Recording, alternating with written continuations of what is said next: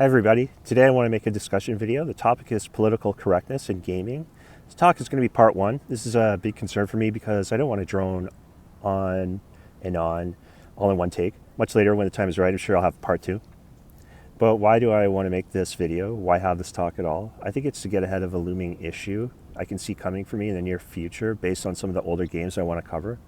And this is not a problem faced by many big content creators because their business is all about what's next, what's brand new. That's where the money is, after all. And the good thing about the cult of the new is the subject matter springs from modern sensibilities. And so concerns of political correctness are not usually factors. As for me, the mainstream just isn't my domain. My interests are far too fringe. I have zero interest, really, in being like any other gaming channel. And I found as I grow older, it gets more and more difficult for me to pass judgment on modern media anyway. I'm not hip enough, can't pretend to be, don't want to be, never was. But luckily, I guess it's just in my nature to be genuinely attracted to weird stuff, uncommon stuff, forgotten things. So I found my comfort zone with older media, and it's a really fun space to explore and analyze, but it can also be a minefield vis-a-vis current awarenesses and sensitivities, especially if I want to share what I discover online with other gamers. And if you're curious about the time frame, I'd say looking backwards, where I grew up, 1995 was around the cutoff point for the age of political correctness. Before that year, there just wasn't much of it to be found, I would say. And I argue in Ontario, one major catalyst was a change in the education system, which saw a cohort of students enter college, university at a much younger age than before. And they couldn't drink legally. They weren't even adults. No more hazing on what we called frosh week. So when the first years came in, all the rules had to change. And honestly, you could have an entire separate video about all that stuff. Smoking inside restaurants, pubs, nightclubs even disappeared. That went away around that time as well. Everything seemed to change overnight, especially for older people like me. The point here is the games I tend to review were made by people who lived and created things long before this cutoff date, long before postmodern ideas started to really break up what was mainstream culture. The question is, does it matter to me as a reviewer? Should I be careful about what I choose to highlight? Should I always be conscientious about offending somebody if an old game has non-PC elements to it? Does it matter to my viewers? Should I issue trigger warnings all the time? And this is something that I actually find to be quite ponderous, tiresome, and even annoying. But should I just not care at all? Just feature whatever? Not worry about chasing away potential subscribers? Of course, I'm not active enough to really grow that much at all.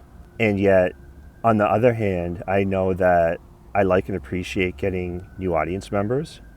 However, I know I lose myself if I become too popular or go mainstream. That's what breaks the channel right there. If you ever see me reviewing a Kickstarter or something like that, that's when you know I've sold out. Anyway, I'm often really torn over the following dilemma.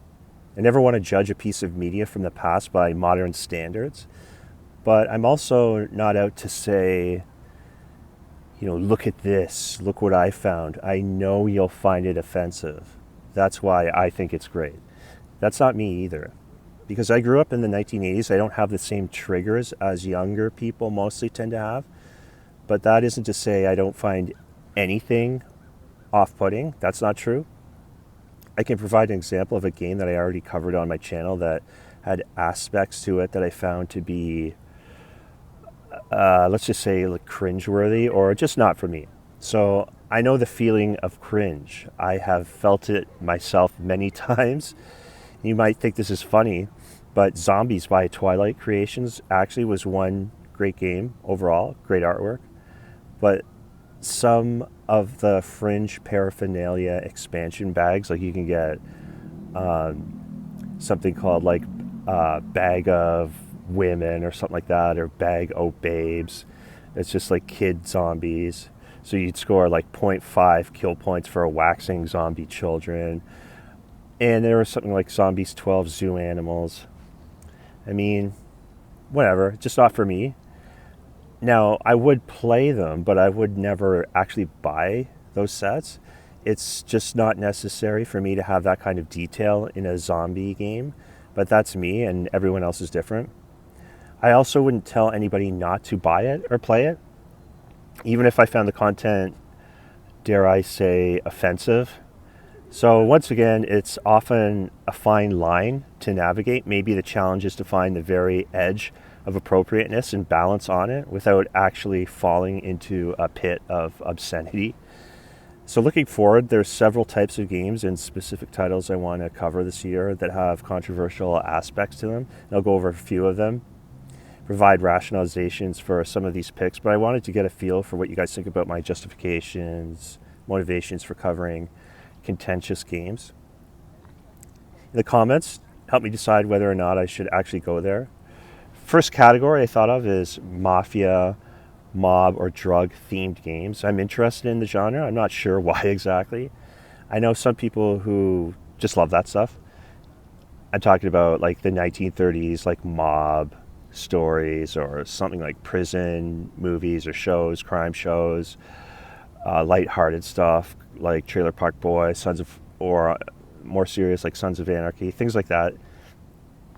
And they're so into it, they're not even interested in anything else, literally. But I'm not that obsessed about the genre, but I would like to explore it more.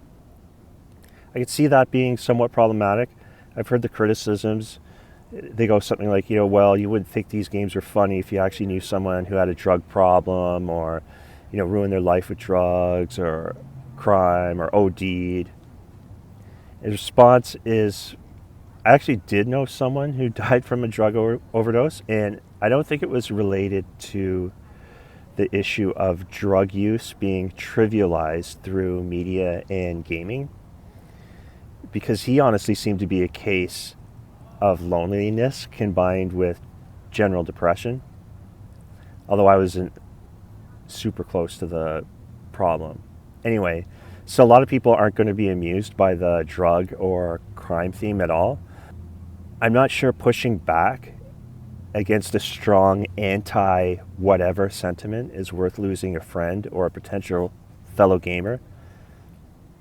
One thing you could do, I suppose, is you could ask any critic why do they think someone would turn to drugs or a life of crime in the first place. And then after they answer the question, it doesn't really matter how they respond, by the way. You could say, okay, so what does that have to do with a couple of friends playing a satirical game? The two things aren't related.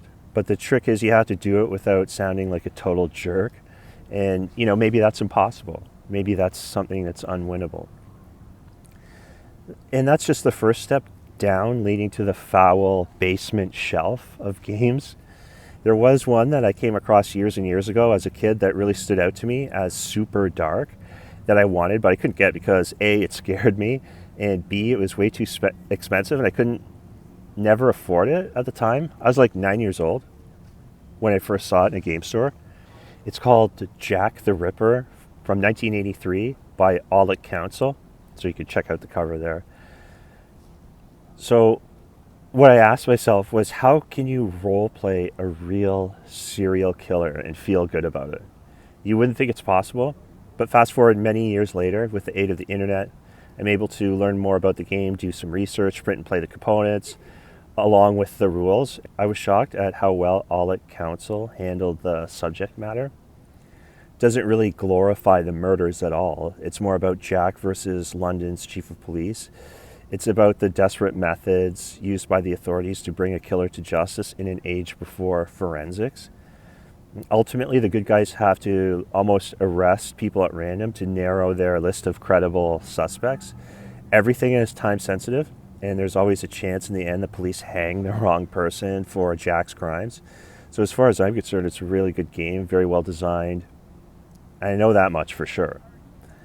But in this day and age, do I even bother with it?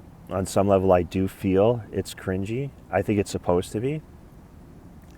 Now, is that a 10 subscriber minus right there if I cover the game? And do I care? Well, Kinda. I know I would care if I lost half my audience over a controversial review about a game 90% of people have never even heard of and would never play anyway. Other subjects and themes I'm attracted to that are totally non PC these days, but I still want to delve into include anything about nuclear war, which is, of course, a truly ghoulish thing to contemplate in real life, but still a very gameable subject matter, which also opens up the door to post apocalyptic subgenre of games by asking the question, what comes next? Which is anyone's guess. Some titles I'd like to look at include Flying Buffalo's Classic. Then you have things like Supremacy, Ultimatum, the list goes on and on. Problem is, you have to have a really black gallows sense of humor to even get there. And how many people these days have that? Half my audience? I don't know. And you're probably just saying, just do the review. Maybe lose the people that are too sensitive. So what? I guess, but the idea is to not chase people away. I'm trying to think of other things. One of my favorite games, for example, of all time, just to play for fun, is a reimagined Amigo version of an old Waddington's card game called Up the Creek. It's now renamed Ogallala. It's so much fun to play. I'm actually scared to feature it because if you don't know the game, as soon as you see it, you'll never get past the cartoonish Native American imagery. Never mind that the artwork is beautiful. Never mind that the Native Americans are the heroes in the game and that the Europeans really don't get to do anything. How many other games are like that? And yet I've heard it all with this game. This is an example of a back and forth that you might hear. Some people say, oh, it's racist. And then I say, oh, why do you feel that way? And they say, because it trivializes Native American culture and reduces it to nothing more than canoe-borne piracy and warfare. Well, you actually don't have to play with the full piracy rules, but whatever, that doesn't matter. What do you say about the general criticism? Well, every game is frivolous. Every game is trivial. Every game is nonsense. Every game is make-believe. Chess, Axis and Allies, dominoes. Isn't that what makes them fun? Well, I don't think that's funny. Okay, well, tell me what is funny. You tell me how I should think. Is any game worth having this type of discussion? I don't know. I recorded a playthrough of an old SSG video game that I love called Gold of the Americas, The Conquest of the New World. It's from 1989. It's a great game. Of course it is. It's SSG. It has a brutally difficult AI. Modern audiences would really appreciate how the game designers portray the four European powers. It's probably the most brutal, rapacious, avaricious depiction of New World colonization in any game ever made, and yet it's tremendously fun to play out, even with its ridiculously horrible characterization of Europeans. It even models the slave trade, and I know why they include it, to further drive home the point that the French are evil, the Spanish are evil, the English are evil, the Portuguese are evil. In addition, during the course of the game, all of the natives die out and they never have much agency. They're always just victims. Forget that in real life they entered into alliances with and traded with Europeans, always waged war amongst themselves, and also took slaves. But whatever, I mean, there are offensive stereotypes everywhere you look in this case, and you know what? It's still such a fun game to play. It got great reviews in its time, but today, something like that worth a review? Yes? No? I really thought hard about how I should move forward from this point. I came up with a possible solution.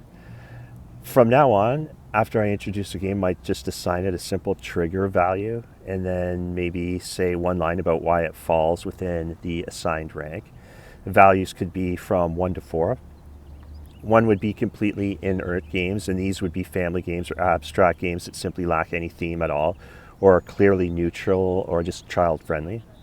Category 2 would be games that most people have no problem with, but may have 1 or at most 2 features that some people might find contentious. Category 3 could be games that have multiple details that some people might find unsettling. This would be something like maybe a zombie game that contains lots of gore, lots of violent imagery, but nothing over the top, gratuitous, or above and beyond what is normally encountered within the genre. And then category 4 would be reserved for games that are obviously designed to shock an audience or parody a contentious topic. These games are not designed for children. They are designed to challenge boundaries of appropriateness, maybe excessive gore, sexual content, over-the-top violence.